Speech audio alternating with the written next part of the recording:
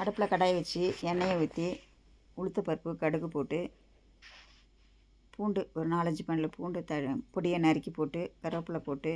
நல்லா வணங்க விட்டு அறுத்து வச்ச வெண்டைக்காயை போட்டு நல்லா வணக்கி விட்டு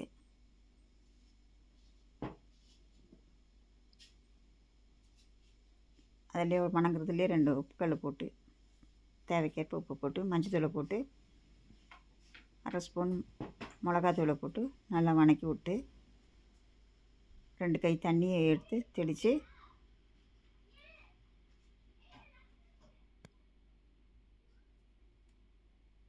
மூடி போட்டு மூடி விட்டுறணும். ஒரு 5 நிமிஷம் கழித்து தேங்காயில் 1/2 ஸ்பூன் சோம்பை போட்டு குறன்னு அரைச்சி அதில் போட்டு வணக்கி விட்டு ஒரு 5 நிமிஷம் சிம்மில் வச்சு வணக்கி எடுத்தால் வெண்டைக்காய் வறுவல் ரெடி.